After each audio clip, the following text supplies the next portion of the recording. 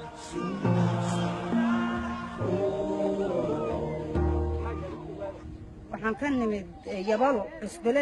says, "This is our 10th day of walking. We had nothing in our homes, nothing to eat.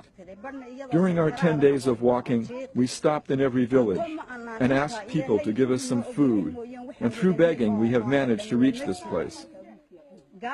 We lost our camels, our goats, our sheep, and we don't know what is waiting for us in the shelter.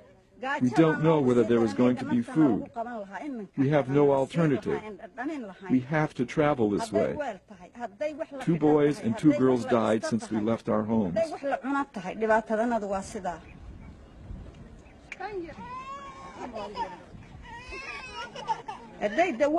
"My daughter died 2 days ago. She was 15.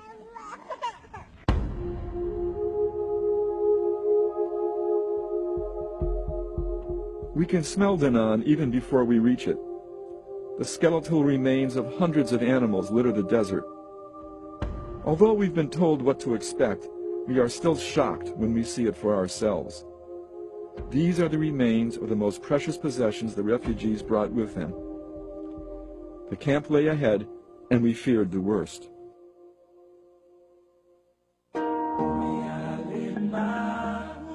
Here it is, Danan, now home to 7,000 people living in tiny huts, not even big enough to stand up in. I came here with my wife and children, and 4 of them are now dead.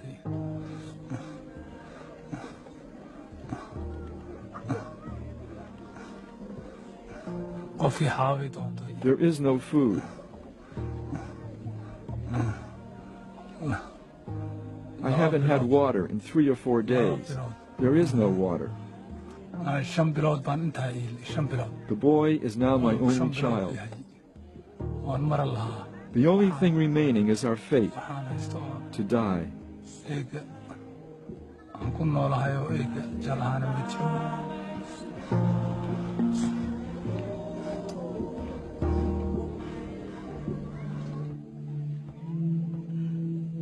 Abdi wants to show us the condition of his wife, Mariama. She's had nothing to eat in days and has been lying motionless in the hut. He tells us that she doesn't even have the strength to sit up by herself. I would rather lose all my property and still have Mariama. She is a very loving wife, very good to her children. I have been praying all night to get help from my family and wife. I'm in a desperate situation.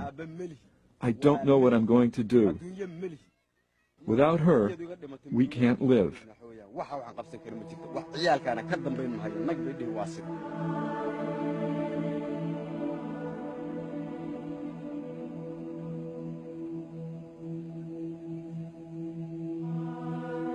Even though we knew it wouldn't solve his problems, we gave Abdi much of our food for Mariama and the children.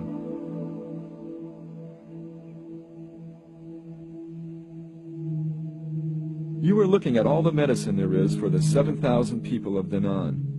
They have no doctor. They have no nurse. We go to the food storehouse and are confronted by another fiasco. The district administrator, Adnan Omar Fetin, explains. If I were to distribute the small amount of food left in the storehouse, there wouldn't be a glass, not a glass, for each of the 7,000 people living in the shelters. If I distribute that small amount, there could be a riot. Therefore, I've decided to use the small amount of food for distribution to new arrivals only. Some of them have been walking for 15 or 20 days. They are in the most critical need of food. And now we have no water. I don't know what I'm going to do. There are times when I think about hanging myself. The mental agony. I'm sure you must also be having that agony in your minds. You are a living witness. It's our last day in Danan. We're taken to see a woman and her 3-year-old son, Kadir. Even without translation, the horror of her words is clear.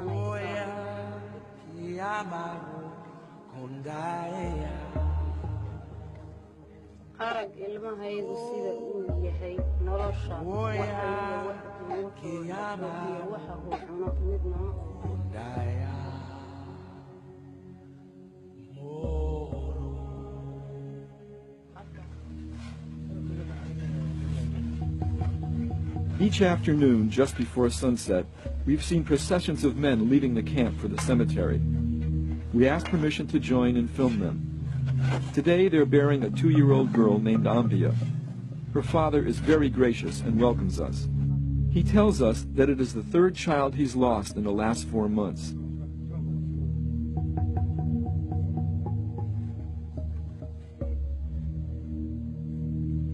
As I watch the simple ritual, I feel helpless that we've not been able to do anything to aid these people.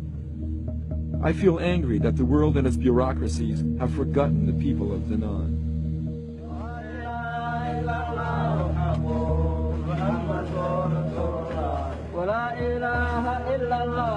It has now been months since we left Dadkan, and not a day goes by that I don't think of the time we spent there and the fate of the people we met. They chant, "God, this is an innocent 2-year-old child who has died. Please let her soul rest in heaven."